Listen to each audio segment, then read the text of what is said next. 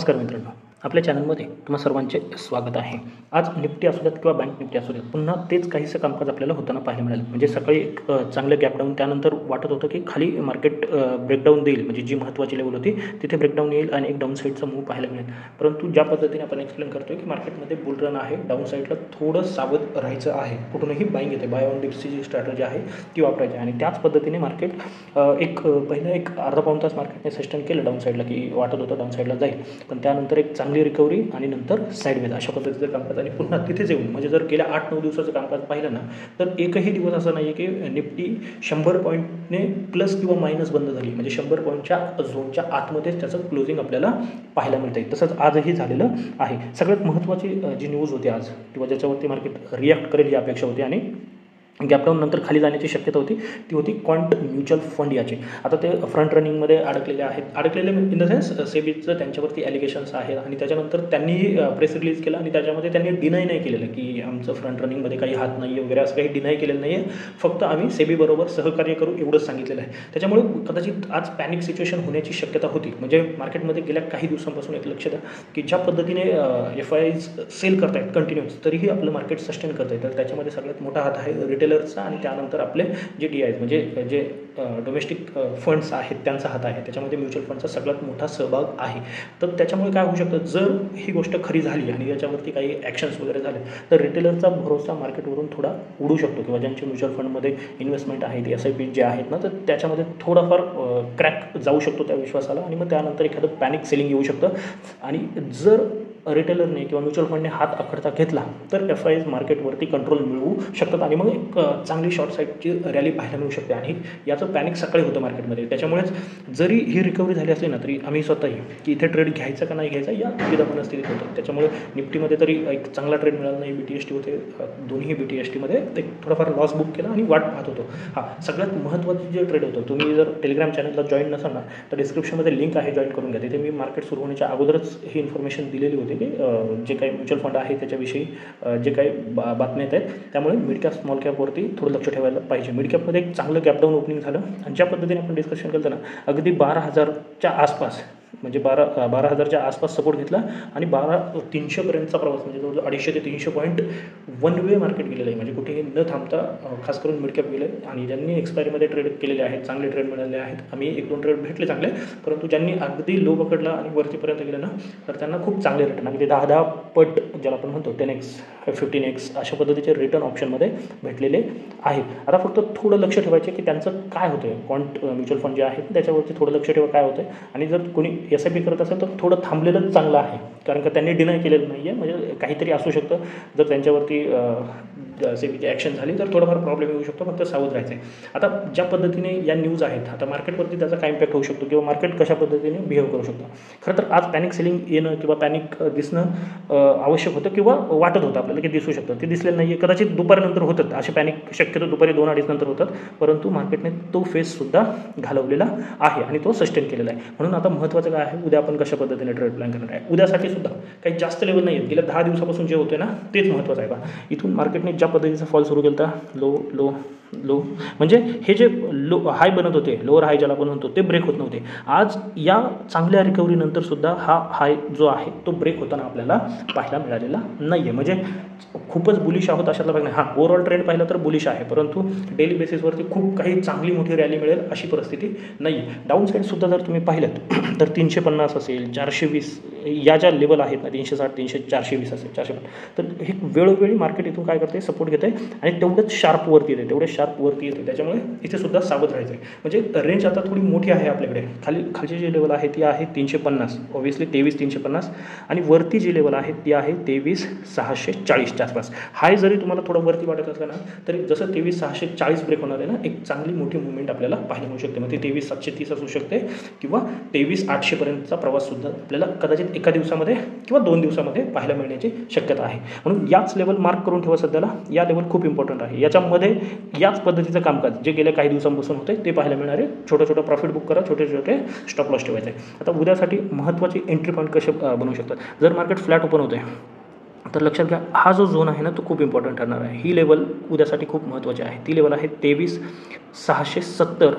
570 ते 580. हा 10 पॉईंटचा झोन खूप महत्त्वाचा आहे. मार्केट फ्लॅट ओपन होतं आहे, थोडं वरती जाऊन इथे सस्टेन करून जर ब्रेकआउट येतो आहे, डेफिनेटली 50% क्वांटिटीने इथे ट्रेड प्लॅन करू शकता. कारण का ओरिजिनल ट्रेड जो बनणार आहे तो 640 ही जी लेवल आहे ना आपली, ती ब्रेक झाल्याच्या नंतर. म्हणून हा जो झोन आहे इथे 50% क्वांटिटीज फक्त ट्राय करायची आहे. आणि जसं 640 ही जी लेवल आहे ती ब्रेक झाल्याच्या नंतर उरलेल्या 50% क्वांटिटी तुम्ही ॲड करू शकता. म्हणजे हे 60 पॉईंट फक्त एक ट्रायल म्हणून ट्रेड करायचा आहे 50% क्वांटिटीने. स्टॉप लॉस आपला 20 ते 25 पॉईंट जो नेहमी असतो तो स्टॉप लॉस. आणि मग तुम्ही टार्गेट पाहिजे तर 640 ठेवा किंवा 1:2 1:3 या पद्धतीने टार्गेट ठेवा. 640 ब्रेक झाला तर मात्र तुम्ही पूर्ण क्वांटिटीने ट्रेड करू शकता. इथे सुद्धा सेम स्टॉप लॉस 1:2 1:3. 640 नंतर 680च्या आसपास जो हाय बनलेला आहे नवीन, तिथे छोटासा रेजिस्टन्स आहे, परंतु जे डायरेक्ट टार्गेट आपलं निघून येते ते आहे 720 ते 730 पर्यंत. 720 730 आणि फायनल टार्गेट हे 23,800 आपण पाहत आहोत. कदाचित उद्यासुद्धा येऊ शकतं. गॅपअप नंतर थोडं सावध राहायचं. जर गॅपअप ओपनिंग इथे होतं आहे 680 670च्या आसपास, तर काय होऊ शकतं, मार्केट एकदा ही जी लेवल आहे ती टेस्टिंगला येऊ शकतं. ती लेवल आहे 630 ते 640. इथे येऊन एखादा डबल बॉटम असेल किंवा एखादी हॅमर असेल, अशा पद्धतीचं फॉर्मेशन बनतं आहे किंवा कोणतंही बुलिश फॉर्मेशन बनतं आहे, तर तुम्ही इथे बाईंगची संधी शोधू शकता. आपल्या नेहमीप्रमाणेचा स्टॉप लॉस फॉर्मेशनचा लो आणि वरती जे टार्गेट डिस्कस केले ते असू शकतात. किंवा काय होऊ शकतं, इथे येऊन इथे सुद्धा मार्केट येऊ शकतं. हे 580 टेस्ट करायला, म्हणजे या दोन्ही लेवल आपल्याला बाईंगसाठी यूज करायचे आहेत. इथे तुम्ही सेलचा विचार करायचा नाही आहे. आता सेल साईडचे जे ट्रेड आहेत ना खूप डिफिकल्ट आहे. मार्केट ज्या पद्धतीने न्यूज असू द्यात किंवा इतर काही गोष्टी असू द्यात, पुन्हा रिकव्हरी जी देते ना, त्याच्यामुळे डाऊन साईडला थोडं सावध ट्रेड करायचे. ॲक्च्युअल ट्रेड जो आहे डाऊन साईडचा तो बनणार आहे 23,350. याच्या खाली जोपर्यंत जात नाही तोपर्यंत फुल क्वांटिटीने डाऊन साईडचा ट्रेड आपल्याला प्लॅन होत नाही आणि तो करायचा सुद्धा नाही. जे ॲग्रेसिव्ह ट्रेडर आहेत त्यांनी एकदा 480 ब्रेक होताना विचार करू शकतात. 480 500 हा जो झोन आहे इथे अगोदरही एक झोन बनवलेलं होतं, तो महत्त्वाचा झोन आहे. याच्या खाली तुम्ही विचार करू शकता. पण मार्केटने खूप वेळा इथून सपोर्ट घेतला आहे. क्वांटिटी अगदी 30 ते 40% क्वांटिटी ठेवायच्या आहेत आणि स्टॉप लॉस स्ट्रिक्टली असला पाहिजे. 20 ते 25 पॉईंट स्पॉटवरती सांगतोय, स्ट्रिक्टली असलं पाहिजे. आणि मग त्यानंतर 420 असेल 360 असेल हे टार्गेट असू शकतात. पण लक्षात ठेवा, कुठूनही रिकव्हरी येऊ शकते. फक्त त्या रिकव्हरीमध्ये तुम्हाला फास्ट एक्झिट करता आलं पाहिजे, तर आणि तरच डाऊन साईडचे ट्रेड प्लॅन करा. अदरवाईज मार्केट साईडवेज जाण्याची शक्यता आहे गेल्या काही दिवसापासून जे आपण पाहतोय. आता एक महत्त्वाची गोष्ट काय घडली आहे, तर विक्स वाढताना पाहायला मिळतोय. म्हणजे पुढच्या 1-2 दिवसामध्ये कदाचित तो दिवस याच्या वरती निघाला 640च्या, तर उद्या असू शकतो किंवा परवा, म्हणजे एक्सपायरी जी आहे त्या आसपास आपल्याला एक मोठी मुवमेंट पाहायला मिळू शकते. ज्या पद्धतीने विक्स वाढताना पाहायला मिळतो आहे त्या पद्धतीने. आता जे आहे बँक निफ्टी, बँक निफ्टीमध्ये सुद्धा तेच पाहायला मिळतं आहे. बँक निफ्टीने गेल्या काही दिवसापासून लिडरशिप घेतलेली होती, परंतु आज एक चांगली मुवमेंट आहे. तसं जर पाहिलं तर 600 ते 700 पॉईंटची मुवमेंट डाऊन साईडपासून आपण पुन्हा पाहिलेली आहे. अगदी 51,100च्या आसपास पोहोचलेली, शेवटी 51,800च्या आसपास पोहोचले, म्हणजे 650 ते 700 पॉईंटची मुवमेंट आली. परंतु पुन्हा तेच जे काही न्यूज होती ना, त्यानंतर इथे बाईंग करावं की नाही करावं या दुधा मनस्थितीत सगळे होते. आणि त्यानंतर दुपारनंतर अगदी 11 साडे 11 नंतर तर मार्केट साईडवेजच गेलेलं आहे. अगदी छोटी छोटी मुवमेंट आहे, त्याच्यामुळे जास्त काही होताना पाहायला मिळालं नाही. पण ही मुवमेंट जर पाहिली तर लक्षात काय येते, उद्या जर मार्केटने ही लेवल आहे 51,800 ही ब्रेक केली तर एक चांगली मोठी मुवमेंट आपल्याला पुन्हा ट्रिगर होताना पाहायला मिळू शकते. यानंतरचं जे टार्गेट आहे ते 52,000 सायकोलॉजिकल लेवल. ॲक्च्युअल टार्गेट येते 51,980. 51,980 ते 52,020 हा 40-50 पॉईंटचा झोन महत्त्वाचा ठरू शकतो. तो ब्रेक झाला तर मग 52,250 52,500पर्यंतचा प्रवाससुद्धा आपल्याला पाहायला मिळू शकतो आणि कदाचित ती येण्याची शक्यता खूप जास्त आहे जशा पद्धतीने काम होतं आहे. तर बँकिंगमध्ये एक पॉझिटिव्ह वाईब आहे. निफ्टी जरी साईडवेज असलं तरी बँकिंगचा जर ब्रेकआउट आला तर आपल्याला त्या साईडचा ट्रेड पाहायला मिळू शकतो. आता डाऊन साईड इथे सुद्धा खूप क्रिटिकल आहे की कुठूनही बाईंग येते, म्हणजे कोणत्या प्रत्येक सपोर्टवरून एक बाईंग आपल्याला पाहायला मिळते. प्रत्येक सपोर्टवर आणि बाईंग कसं शार्प बाईंग येते, असं नाही की सावकाश येते, परंतु शार्प बाईंग येते. त्यामध्ये जर तुम्ही डाऊन साईडचे ट्रेड पुट घेऊन जात असाल तर थोडं सावध राहायचं आहे. मग ॲग्रेसिव्ह जर तुम्ही पुट बायर असाल किंवा ॲग्रेसिव्ह ट्रेड प्लॅन करणार असाल तर फ्लॅट ओपनिंग किंवा थोडंफार गॅप डाऊन नंतर 51,500च्या खाली जर मार्केट सस्टेन करते किंवा इथे सस्टेन करून ब्रेक करते तर तुम्ही एक 30 ते 40% क्वांटिटीने ट्राय करू शकता. म्हणजे तुम्ही ज्या काही क्वांटिटी घेत असाल त्याच्या 30 ते 40% क्वांटिटीने ट्राय करू शकता.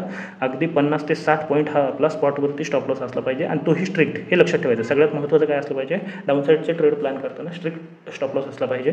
त्यानंतर 51,300 आणि 51,150 जो काही आजचा लो आहे हे टार्गेट तुम्ही प्लॅन करू शकता. ॲक्च्युअल फॉल जो आहे तो आता 51,150 ब्रेक झाल्याशिवाय आपल्याला मोठा फॉल पाहायला मिळणार नाही किंवा डाऊन साईडचे ट्रेड प्लॅन होत नाही आहेत. आता उद्या ज्या इंडेक्सची एक्सपायरी आहे ते महत्त्वाचं आहे. आज ज्यांनी मिड कॅपमध्ये ट्रेड प्लॅन केलेत ना, अतिशय सुंदर त्यांना ट्रेड भेटले असतील. निफ्टी फिनान्ससुद्धा पुन्हा त्याच रेंजमध्ये आहे. म्हणजे निफ्टी फिनान्ससाठीची जी रेंज आहे ती महत्त्वाची काय आहे, तर खाली आहे 22,850च्या आसपास, 22,830, 850 हा 20 पॉईंटचा झोन, आणि वरती आहे 23,120. ही लेवल खूप महत्त्वाची आहे. वाटत असली मोठी रेंज आहे, 300-350 पॉईंटची रेंज आहे, परंतु त्याच पद्धतीचं कामकाज गेल्या काही दिवसापासून पाहायला मिळते. उद्या जर मार्केट फ्लॅट ओपन होते किंवा थोडंफार गॅप अप होऊन याच्यावरती सस्टेन करून नवीन ब्रेकआउट येतो आहे, किंवा इथे ओपन होऊन इथे सस्टेन करून ब्रेकआउट येतो आहे, तर एक बेस्ट ट्रेड असू शकतो. 200 ते 250 पॉईंट तुम्हाला याच्यावरती मिळू शकतात. म्हणजे 23,200च्या वरती जर मार्केट निघते तर 23,300पर्यंतचा प्रवास आपण ॲटलिस्ट पाहू शकतो. हां, डायरेक्ट तुम्ही 200 पॉईंटचं टार्गेट ठेवू शकत नाही, तर तुम्ही त्याला 100 पॉईंटमध्ये, म्हणजे 23,120च्या वरती 23,200 असेल, त्यानंतर 260 असेल, आणि 320 या पद्धतीने त्याला डिवाईड करू शकता. डाऊन साईड थोडं रिस्की आहे. इथपर्यंत तरी ॲटलिस्ट 23,000पर्यंत लक्षात घ्या. ॲटलिस्ट 23,000पर्यंत बाय ऑन डिप्सची स्ट्रॅटर्जीज आपल्याला यूज करायची आहे. एक्सपायरीला चांगले ट्रेड मिळू शकतात. हा, एक्सपायरीमुळे मंथली एक्सपायरी आहे. जर 23,000 ब्रेक होते, ॲक्च्युअल 22,980 ब्रेक होते ना, तर एक डाऊन साईडचा चांगला ट्रेड तुम्हाला मिळू शकतो, जो की तुम्हाला 850पर्यंत घेऊन जाऊ शकतो. आणि एक्सपायरीला हे कन्व्हर्जन चांगलं असतं. फिन निफ्टी असू द्यात किंवा मिड कॅप निफ्टी असू द्यात, त्यांचं कन्व्हर्जन ऑप्शनमध्ये एक्सपायरीला चांगलं असतं. फक्त योग्य वेळी आणि ऑप्शनच्या प्रीमियम कमी झाल्याच्या नंतरच हे ट्रेड प्लॅन करा, चांगले रिझल्ट मिळू शकतात. जर ही माहिती आवडली असेल आणि तुम्ही काय करताय नक्की दिवसभर, तुमचे ट्रेड फेल होत आहेत, बरोबर येत आहेत, हे कमेंटमध्ये कळवा. त्याने इतरांनाही मदत होऊ शकते की तुमचे कशा पद्धतीने प्लॅन होत आहेत, कोणाचे फेल होत आहेत, कोणाचे बरोबर येत आहेत, आणि आम्हालाही समजेल की या माहितीचा तुम्हाला काही फायदा होतो आहे का. तर आजच्यासाठी एवढंच. धन्यवाद. जय हिंद, जय महाराष्ट्र, अँड कीप ट्रेडिंग.